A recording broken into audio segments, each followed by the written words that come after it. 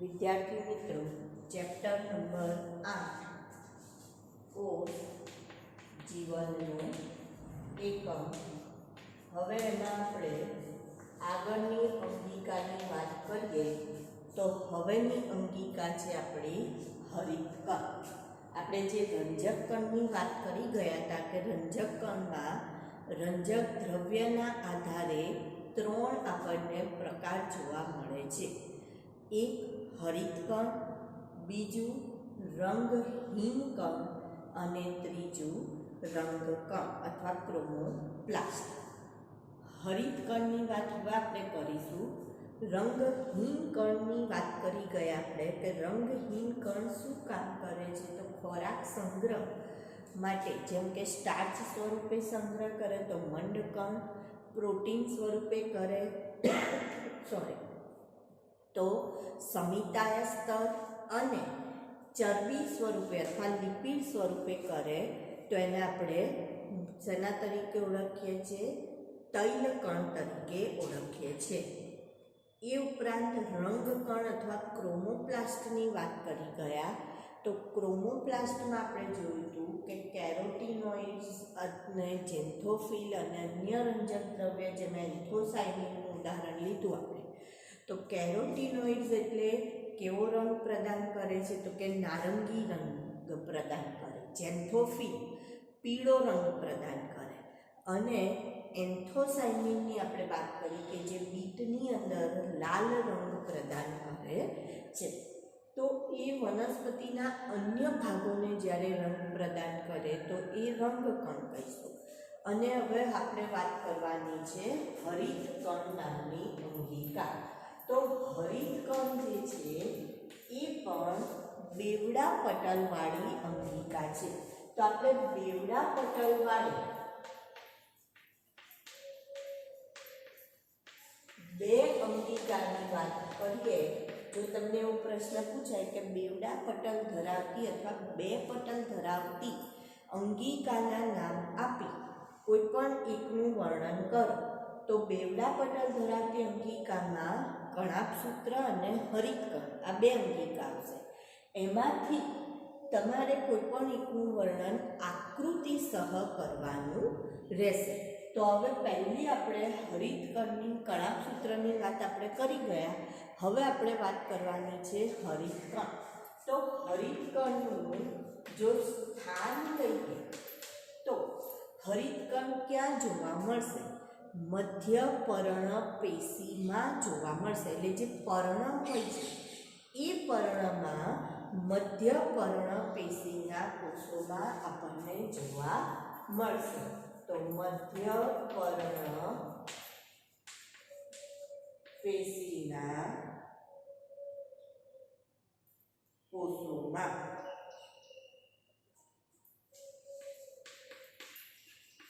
આ એનું શું થઈ ગયું? સ્થાન થઈ ગયું. બરાબર. ત્યાર પછી જો એના આકારની વાત કરીએ તો જુદો જુદો આકાર ધરાવતા હરિતકણ જોવા મળે. જેમ કે ગોળાકાર, અંડાકાર, બિંબ આકારના. બરાબર. એવા પણ આપણને જોવા મળે છે. અને પટ્ટી આકારના. તો અંડાકાર, ગોળાકાર, બિંબ આકાર અને પટ્ટી આકારના, એટલે થોડા ચપટા પર. પટ્ટી આકારનો મતલબ શું થશે? થોડા ચપટા જોવા મળશે. ત્યાર પછી એની જો પહોળાઈ અને લંબાઈની આપણે વાત કરીએ તો લંબાઈમાં 5 થી 10 માઇક્રોમીટર જેટલી લંબાઈ ધરાવે છે. આ એની શું થઈ ગઈ? લંબાઈ. અને જો એની પહોળાઈની આપણે વાત કરીએ તો 2 થી 4 માઇક્રોમીટર જેટલી પહોળાઈ ધરાવે છે. બરાબર. તો આકાર, લંબાઈ, પહોળાઈ આટલી વાત કર્યા પછી આપણે હવે એની સંખ્યાની વાત કરીએ. તો સંખ્યામાં એમ કહે છે કે જુદી જુદી સંખ્યા જોવા મળે. ધારો કે આપણે વાત કરીએ જુદી જુદી, જો ક્લેમિડોમોનાસ નામની લીલની વાત કરીએ, લીલ ક્લેમિડોમોનાસ ઉદાહરણ લઈએ કે ક્લેમિડોમોનાસમાં જો આપણે વાત કરીએ તો આ લીલ છે. ક્લેમિડોમોનાસ શું છે? લીલ છે. તો લીલમાં એક કોષમાં એક જ હરિતકણ જોવા મળે. એક કોષ અને એમાં આપણને એક કોષમાં કેટલા હરિતકણ જોવા મળે? તો કે એક હરિતકણ જોવા મળશે. આ એની સંખ્યા થઈ. જો આપણે મધ્ય પર્ણપેશીની વાત કરીએ એટલે કે વનસ્પતિમાં જ્યારે પર્ણની વાત કરીએ તો એની અંદર આપણને 20 થી 40 જેટલા જોવા મળશે. તો મધ્ય પર્ણના દરેક કોષમાં પાછું મધ્ય પર્ણના કોષમાં કેટલા હરિતકણ જોવા મળશે? તો કે 20 થી 40 હરિતકણ જોવા મળશે. તો આ એનો મતલબ એવું થયો કે એની સંખ્યા આપણને જુદી જુદી જોવા મળે છે. બરાબર. તો જુઓ, ક્લેમિડોમોનાસ લીલમાં એક કોષમાં એક હરિતકણ, જ્યારે પર્ણ વનસ્પતિના પર્ણની વાત કરીએ તો મધ્ય પર્ણના કોષોમાં 20 થી 40 જેટલા હરિતકણ જોવા મળશે. હવે જો આપણે એની આકૃતિ દોરીએ તો આકૃતિમાં તમને એની રચના ખાસ ખ્યાલ આવશે. બરાબર. તો સૌથી પહેલા આપણે એને કેટલા પટલવાળી રચના છે? તો કે 2 પટલવાળી રચના છે. કેટલા પટલવાળી રચના છે? 2 પટલવાળી રચના.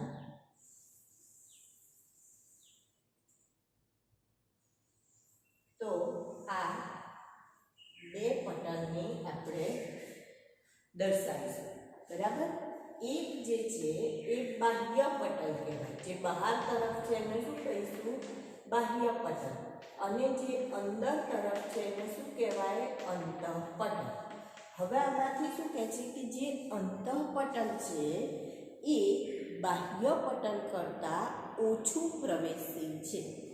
અંતઃપટલ બાહ્ય પટલ કરતાં ઓછું પ્રવેશશીલ હોય છે.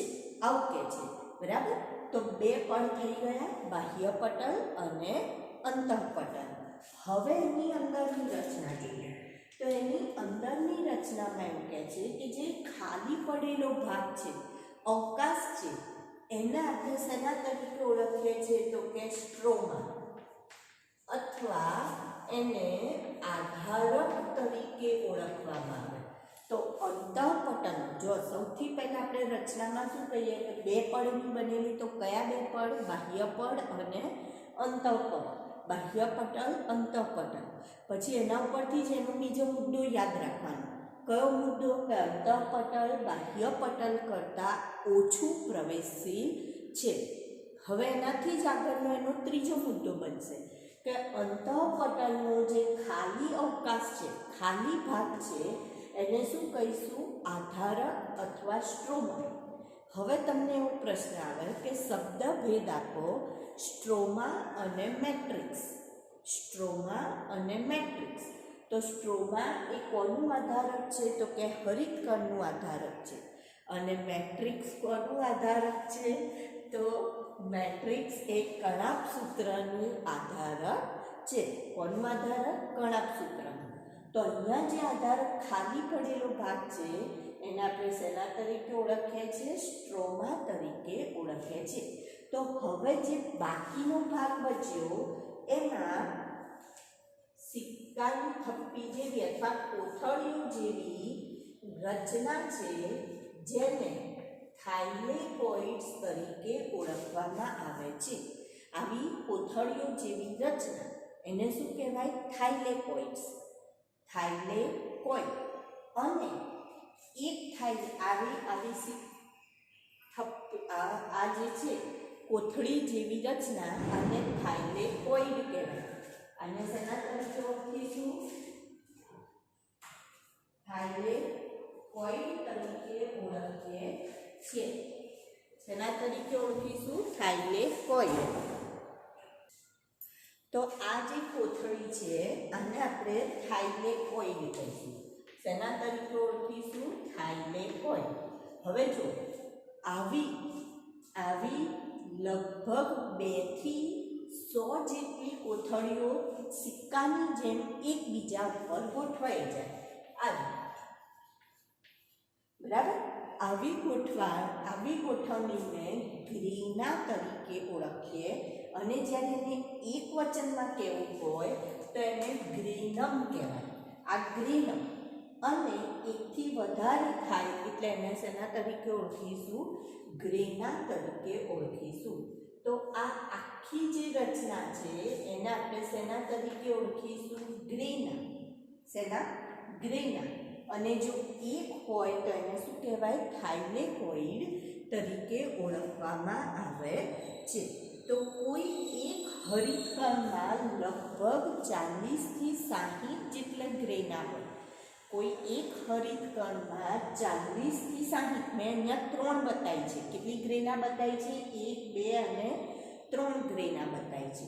એવી જ રીતના કોઈ પણ એક હરિતકણમાં 40 થી 60 ગ્રેના ગોઠવાયેલી હોય. ગ્રેના શબ્દ આવે એટલે તરત જ આપણે કેવી રીતના ગોઠવવાનું? તો આને ગ્રેના કહેવાય. બરાબર? સારું. હવે મેં આ આકૃતિની અંદર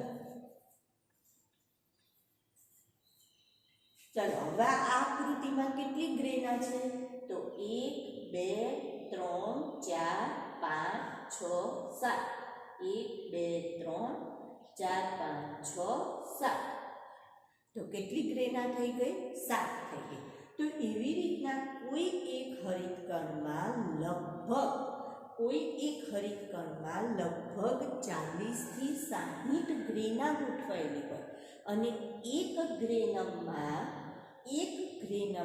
2 થી 100 જેટલા થાઇલેકોઇડ્સ ગોઠવાયેલા હોય.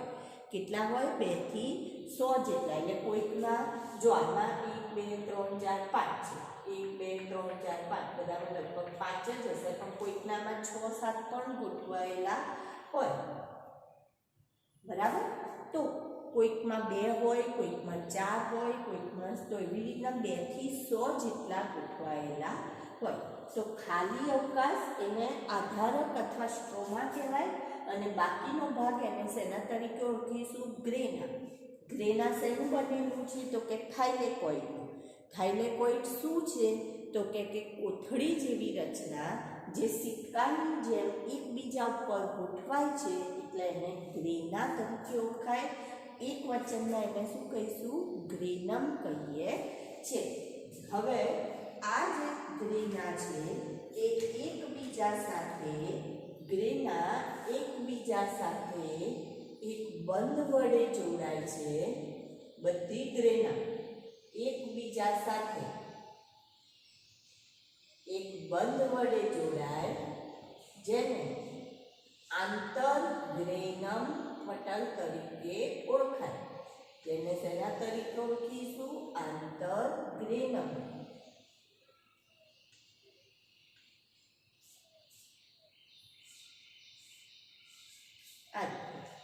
બરાબર? તો એને આંતરગ્રેનમ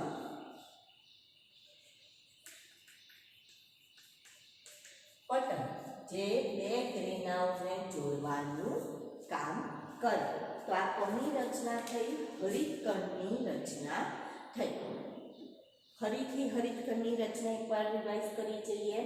2 પડની બનેલી બાહ્ય પટલ અને અંતઃપટલ. અંતઃપટલ ઓછું પ્રવેશશીલ હોય છે, બાહ્ય પટલ કરતાં ઓછું પ્રવેશશીલ હોય. ત્યાર પછી આપણે વાત કરી કે અંતઃપટલનો જે ખાલી અવકાશ છે એને શું કહેવાય? સ્ટ્રોમા અથવા આધારક તરીકે ઓળખાય અને બાકીના ભાગને ગ્રેના કહે છે. ગ્રેનાનું એક વચન શું થશે? ગ્રેનમ. ગ્રેના શેની બનેલી છે? તો કે થાઇલેકોઇડ્સ જ્યારે સિક્કાની થપ્પીની જેમ ગોઠવાય ત્યારે ગ્રેનાની રચના થશે. થાઇલેકોઇડ શું છે? તો થાઇલેકોઇડ એ ચપટી કોથળી જેવી રચના છે. બરાબર? 2 ગ્રેના એકબીજા સાથે આંતરગ્રેનમ પટલ વડે જોડાયેલી હોય છે. એક હરિતકણમાં લગભગ 40થી 60 ગ્રેના હોય અને એક ગ્રેનામાં 2 થી 100 જેટલા થાઇલેકોઇડ્સ આવેલા હોય છે.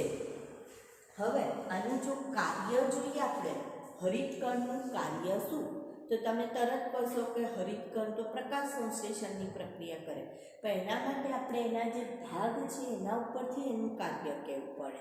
તો પહેલું જે થાઇલેકોઇડ છે એ થાઇલેકોઇડ ક્લોરોફિલ ધરાવે છે.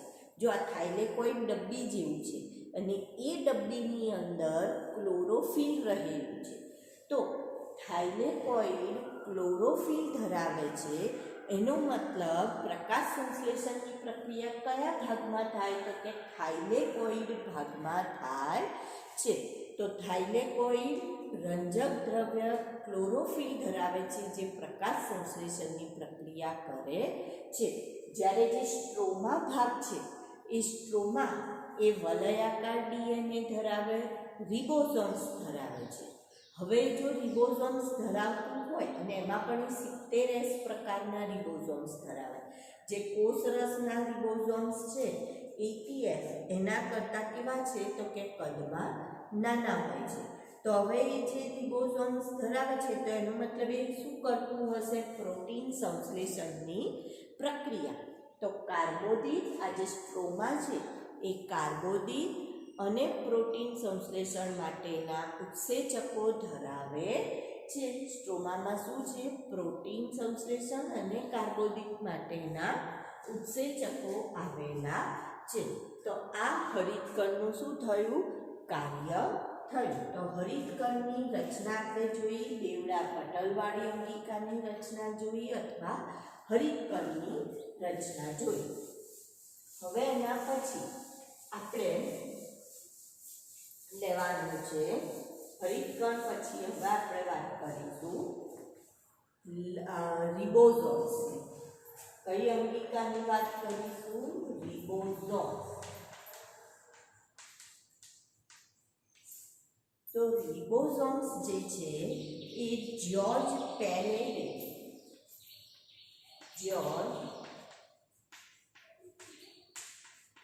1953માં સૌથી પહેલા એની શોધ કરી હતી. જ્યોર્જ પેલેડે એમણે શોધ કરી હતી, બરાબર. અને રિબોસોમ શોધી કાઢ્યા, જેની અંદર એમણે જોયું કે એનું જે બંધારણની વાત કરીએ, જો એના બંધારણની વાત કરીએ તો બંધારણમાં એમ કહે છે કે એ આરએનએ અને પ્રોટીનના બનેલા છે. એટલે કે રિબો ન્યુક્લિક એસિડ વત્તા પ્રોટીનના બનેલા હોય છે. એટલે 2 એકમ છે, 2 ભાગ છે. અને એટલા માટે જો આપણે કહીએ છીએ 50S 30S એવા 2 ભાગ કહીએ છીએ ને, તો એમ કે એની ઘનતા અને કદ દર્શાવે છે કે આટલા ટકા ભાગ આરએનએ રોકે છે અને આટલા ટકા ભાગ પ્રોટીન રોકે છે, 60% ભાગ રિબોન્યુક્લિક એસિડ રોકે, 40% ભાગ પ્રોટીનનો બનેલો હોય છે, એવું દર્શાવે છે, બરાબર. તો રિબોન્યુક્લિક એસિડ અને શેના બનેલા છે, પ્રોટીનના બનેલા છે. જો સુકોષ કેન્દ્રી સજીવ જોઈએ તો સુકોષ કેન્દ્રીમાં કયા પ્રકારના છે, ATS પ્રકારના. અને આદિકોષ કેન્દ્રી જોઈએ તો એમાં કયા પ્રકારના છે, આદિકોષ કેન્દ્રી. તો આદિકોષ કેન્દ્રીમાં 70S પ્રકારના છે. તો આ જે S છે શું છે, તો એનું યુનિટ છે, અને માપન માટેનું એકમ સ્વેડબર્ગ કહેવામાં આવે છે.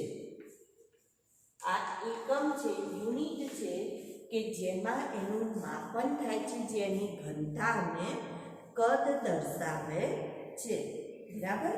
પટલ વિહીન અંગિકા છે. કેવી અંગિકા છે આ, પટલ વિહીન અંગિકા છે. આમાં કોઈ પટલ હોતું નથી. હવે એના પછી એક પ્રશ્ન છે કે કોષ રસ કંકાલ એટલે શું અને તેનું કાર્ય જણાવો. કોષ રસ કંકાલ એટલે શું અને તેનું કાર્ય જણાવો. તો જો કોષ રસ કંકાલ તો એનો મતલબ એ ક્યાં આવેલું હોય? કોષ રસમાં. તો કોષ રસમાં તંતુમય પ્રોટીનની જાળીદાર રચના. કોષ રસમાં તંતુમય પ્રોટીનની જાળીદાર રચના એને શેના તરીકે ઓળખાય? કોષ રસ કંકાલ તરીકે ઓળખવામાં આવે છે. શેના તરીકે ઓળખાય? કોષ રસ કંકાલ. કોષ રસમાં તંતુમય પ્રોટીન તાતણા રૂપે હોય, જે શું કામ કરે છે? જાળીદાર રચના છે અને શું કામ કરશે? તો એનું જે કાર્ય છે એમાં સૌથી પહેલું કાર્ય કે છે યાંત્રિક મજબૂતાઈ આપશે. કોષને યાંત્રિક મજબૂતાઈ આપવાનું કામ કરશે, ચલિતતા આપશે. ચલિતતા આપવાનું એટલે કોષનું હલનચલન શક્ય બનાવશે અને કોષનો જે આકાર છે એ આકારની જાળવણી કરવા માટે જવાબદાર છે. કોષના આકારની જાળવણી કરવા માટે જવાબદાર છે. તો કોષ રસ કંકાલ. હવેનો જે પ્રશ્ન આવે છે એ છે પક્ષ્મ અને કસા વિશેનો. કે પક્ષ્મ અને કસા વિશે માહિતી આપો, અથવા તો એને કોષ રસ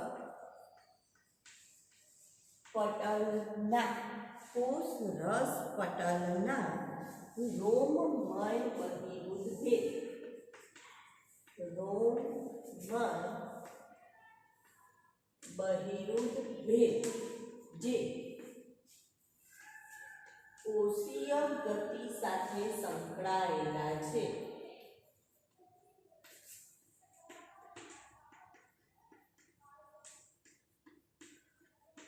તો આમાં કોની વાત આવશે?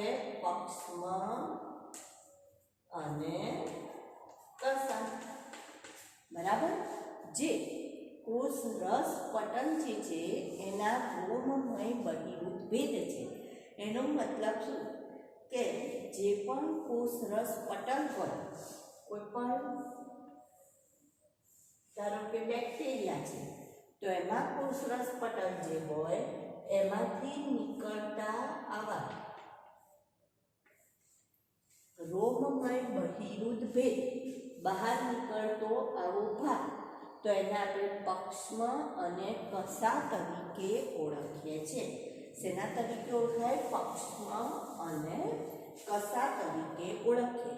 હવે જે પક્ષ્મ છે એ શું કામ કરશે? તો કે પક્ષ્મ એ કોષની આજુબાજુ જે પ્રવાહી હશે એ પ્રવાહીની ગતિ કરવા માટે જવાબદાર છે અને કસા જે છે એ કોષીય ગતિ માટે જવાબદાર છે. ટૂંકમાં બંને ગતિ સાથે સંકળાયેલા છે. પહેલાં પ્રવાહીની ગતિ કરે છે અને આ કોષોની ગતિ કરાવવા માટે, એટલે કોષોના હલનચલન પ્રચલન માટે જવાબદાર. અને પક્ષમાં શું કરશે?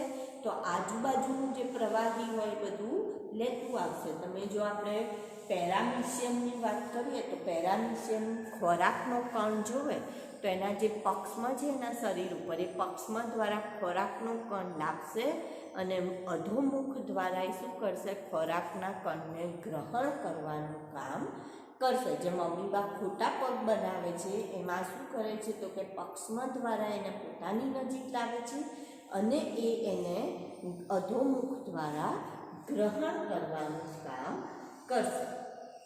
તો કોષોની આજુબાજુના જે પ્રવાહી છે એને ગતિમાં રાખવા માટે જવાબદાર અને કસા કોષીય ગતિ માટે જવાબદાર છે. આ બંને જે છે એ આજુબાજુ એમની રચના જોઈએ તો જીવરસ પટલથી આવૃત છે. એમની આ રચનામાં જોઈએ તો શું ધરાવે છે? તો કે જીવરસ પટલ. જો એની આકૃતિ હું તમને દોરીને બતાવું, એ લોકો જીવરસ પટલ બનાવે છે. સૌથી પહેલું પક્ષમાં અને કસા બંનેની રચના સરખી જ જોવા મળે છે. તો જીવરસ પટલથી ઘેરાયેલી રચના, એટલે આ શું થઈ ગયું? જીવરસ પટલ થઈ ગયું, બરાબર. ત્યાર પછી એની મધ્યમાં અથવા તો તેનું જે અક્ષ છે એ અક્ષને અક્ષસૂત્ર કહેવાય. એનો જે અક્ષ છે એને શું કહીશું? અક્ષસૂત્ર. અક્ષને શેના તરીકે ઓળખાય? અક્ષસૂત્ર તરીકે ઓળખવામાં આવે છે, જે સૂક્ષ્મ નલિકાઓથી બનેલો હોય. જે અક્ષ છે એને અક્ષસૂત્ર કહેવાય, જે ઘણી બધી સૂક્ષ્મ નલિકાઓથી બનેલું હોય. એમાંની જે કેન્દ્રમાં ગોઠવાયેલી હોય, જે એના કેન્દ્ર ભાગે ગોઠવાયેલી છે, એને કેન્દ્રસ્થ સૂક્ષ્મ નલિકા તરીકે ઓળખવામાં આવે છે. તો બે જે છે, 1 અને 2 સૂક્ષ્મ નલિકા એ કેન્દ્રમાં ગોઠવાયેલી છે, તો એને આપણે શું કહીશું? કેન્દ્રસ્થ સૂક્ષ્મ નલિકા. અને બાકીની 9 જોડ, કેટલી જોડ? 9 જોડ એ એના પરિઘ વિસ્તારમાં ગોઠવાયેલી છે.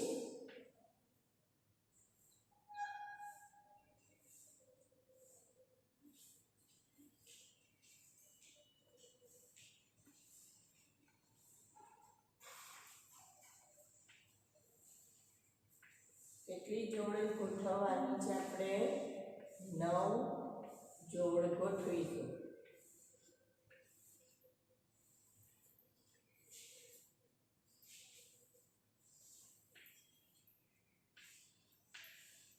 તો આ જે ગોઠવણી છે, આને આપણે પરિઘવર્તી, આ નલિકા કઈ કહેવાશે? પરિઘવર્તી સૂક્ષ્મ નલિકા. તો જો જે કેન્દ્રમાં છે, કેન્દ્ર ભાગે સૌથી પહેલા એવું કે છે એના અક્ષને અક્ષસૂત્ર કહેવાય, જેમાં જે ઘણી બધી સૂક્ષ્મ નલિકાઓનો બનેલો છે. અક્ષ જે છે એ અક્ષસૂત્ર કહેવાય, જે તેનો બનેલો છે, ઘણી બધી નલિકાઓનો બનેલો છે, એના એવું આપણે કહીએ છીએ. હવે એમાંથી જે કેન્દ્ર ભાગે ગોઠવાયેલી છે એને શું કહે છે? કેન્દ્રસ્થ સૂક્ષ્મ નલિકા. અને પરિઘ વિસ્તારમાં જોડમાં ગોઠવાયેલી છે, જેને પરિઘવર્તી સૂક્ષ્મ નલિકા કહેવાય. તો આવી ગોઠવણીને 9+2 ની ગોઠવણી કહેવામાં આવે છે. કઈ ગોઠવણી કહીશું? 9+2. 9 પરિઘ વિસ્તારમાં +2 કયા વિસ્તારમાં છે? કેન્દ્ર વિસ્તારમાં સૂક્ષ્મ નલિકા જોડાયેલી છે અથવા ગોઠવાયેલી હોય છે. હવે કેન્દ્રસ્થ નલિકા જે છે એ પરિઘવર્તી નલિકા સાથે ત્રિજ્યાવર્તી તંતુથી જોડાયેલી છે. તો આ જે ભાગ છે એને શેના તરીકે ઓળખીએ છીએ? તો કે ત્રિજ્યાવર્તી તંતુ. ત્રિજ્યાવર્તી તંતુ. તો ત્રિજ્યાવર્તી તંતુ વડે પરિઘ નલિકા, પરિઘવર્તી સૂક્ષ્મ નલિકા અને કેન્દ્રસ્થ નલિકા એકબીજા સાથે જોડાય છે. હવે એ ઉપરાંત એક છે દ્વિકીય સેતુ, જે પરિઘીય સૂક્ષ્મ નલિકાને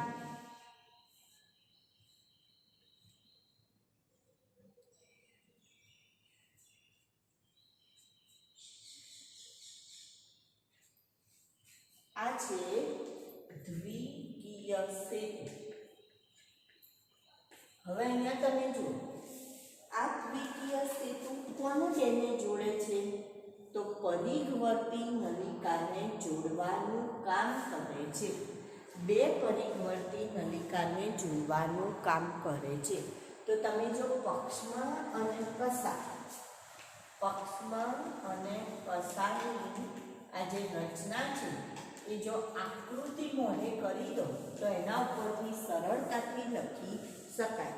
સૌથી પહેલું શેનાથી આવૃત છે તો કે જીવ રસ પટલથી આવૃત રચના છે, પહેલો મુદ્દો. હવે બીજો કે તેના અક્ષને અક્ષ સૂત્ર કહે છે. અક્ષને શું કહેવાય? અક્ષ સૂત્ર કહેવામાં આવે છે. આ કેન્દ્રસ્થ આવરણ છે. અક્ષને શું કહીશું?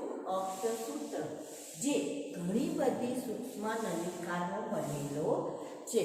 અક્ષને અક્ષ સૂત્ર કહેવાય, જે ઘણી બધી નલિકાનો બનેલો છે. કેન્દ્રમાં જે છે તેને કેન્દ્રસ્થ નલિકા અને પરિઘ વિસ્તારમાં ગોઠવાયેલીને પરિઘવર્તી સૂક્ષ્મ નલિકા કહેવામાં આવે છે. કેન્દ્રસ્થ નલિકા કેટલી છે? 2, એટલે કે એક જોડ. અને પરિઘવર્તી નલિકા 9 છે, જે જોડીમાં ગોઠવાયેલી છે, એટલે 9 ને 18 થઈ, જેને 9+2 તરીકે રચના તરીકે ઓળખવામાં આવે છે. કેન્દ્રસ્થ નલિકા અને પરિઘવર્તી નલિકા એકબીજા સાથે ત્રિજ્યાવર્તી તંતુક વડે જોડાય છે.